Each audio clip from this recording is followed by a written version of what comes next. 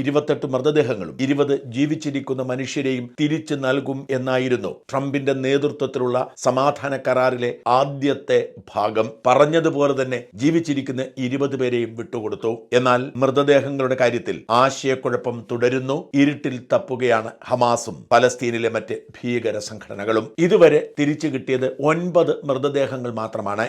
ആദ്യ ദിനം, അതായത് 20 ജീവിച്ചിരിക്കുന്ന മനുഷ്യരെ കൊടുത്തപ്പോൾ 4 മൃതദേഹങ്ങൾ കൈമാറിയിരുന്നു. ചൊവ്വാഴ്ച മറ്റ് 4 മൃതദേഹങ്ങൾ കൂടി കൊടുത്തെങ്കിലും അതിൽ ഒരെണ്ണം ശാസ്ത്രീയ പരിശോധനയിൽ ഫലസ്തീനിയുടേതാണ് എന്ന് തിരിച്ചറിഞ്ഞ് ഇസ്രായേൽ അത് തിരിച്ചു കൊടുത്തു.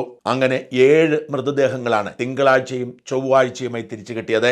അപ്പോൾ തന്നെ ഇസ്രായേൽ അസ്വസ്ഥരായിരുന്നു. മുഴുവൻ മൃതദേഹങ്ങളും തിരിച്ചു കിട്ടിയില്ലെങ്കിൽ ഞങ്ങൾ നിർത്തിവെച്ചിരിക്കുന്ന യുദ്ധം തുടരും എന്ന് ഇസ്രായേൽ പ്രധാനമന്ത്രി ബെന്യാമിൻ നെതന്യാഹു പ്രഖ്യാപിച്ചു. എന്നാൽ ട്രംപ് പറഞ്ഞു, ധൃതി വയ്ക്കരുതേ, കാത്തിരിക്കുക.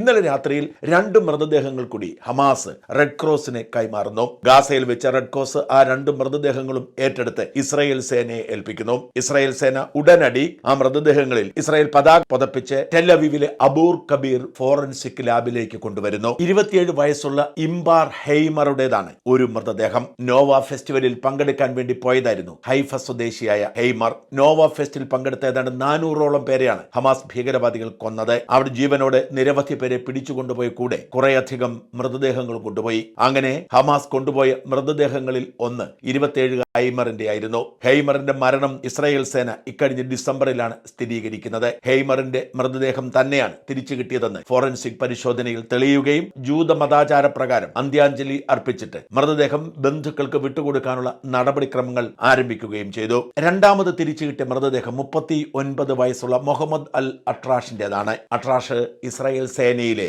ഒരു സൈനികനായിരുന്നു. സൈനികന്റെ മൃതദേഹവും മതാചാര പ്രകാരം അന്ത്യാഞ്ജലി അർപ്പിച്ച് ബന്ധുക്കൾക്ക് വിട്ടുകൊടുക്കാനുള്ള നടപടിക്രമങ്ങൾ ആരംഭിച്ചു. ഈ 2 മൃതദേഹങ്ങൾ കൂടി തിരിച്ചു കിട്ടിയതോടെ തിരിച്ചു കിട്ടിയ ആകെ മൃതദേഹങ്ങളുടെ എണ്ണം 9 എന്ന് വെച്ചാൽ 28 മൃതദേഹങ്ങളിൽ ഇനിയും 19 മൃതദേഹങ്ങൾ തിരിച്ചു കിട്ടാനുണ്ട്. ഹമാസ് പക്ഷേ കൈമലർത്തുകയാണ്. തങ്ങൾക്ക് ഇതിൽ കൂടുതൽ മൃതദേഹങ്ങൾ കണ്ടെത്താൻ കഴിഞ്ഞിട്ടില്ല. ഈ 19 പേരെ കുറിച്ച് ഒരു ധാരണയുമില്ല. അതുകൊണ്ട് ഇനി ഒരു മൃതദേഹവും തിരിച്ചു കിട്ടുമെന്ന് പ്രതീക്ഷിക്കേണ്ട എന്നാണ് ഹമാസിന്റെ നിലപാട്. ഇത് ഇസ്രായേലിനെ ചൊടിപ്പിച്ചിരിക്കുന്നു. ഇസ്രായേലിൽ നിന്ന് വെടിവെച്ചു കൊന്ന് തട്ടിക്കൊണ്ടുപോയി മൃതദേഹങ്ങളടക്കം അവിടെ ബന്ദികളാക്കി പാർപ്പിച്ച് കൊന്നവരടക്കമുള്ള 19 മൃതദേഹങ്ങൾ ഹമാസ് ഭീകരവാദികൾ തിന്നോ എന്ന് തങ്ങൾക്കറിയണം എന്നാണ് ഇസ്രായേലിന്റെ ചോദ്യം. അതുകൊണ്ട് തന്നെ ആ മൃതദേഹങ്ങൾ വിട്ടുതരാതെ ഒരു കാരണവശാലും ഒരു വിട്ടുവീഴ്ചയ്ക്കും ഞങ്ങളില്ല, സമാധാന കരാർ ഇവിടെ തീരുന്നു എന്നാണ് ഇസ്രായേലിന്റെ പ്രഖ്യാപനം.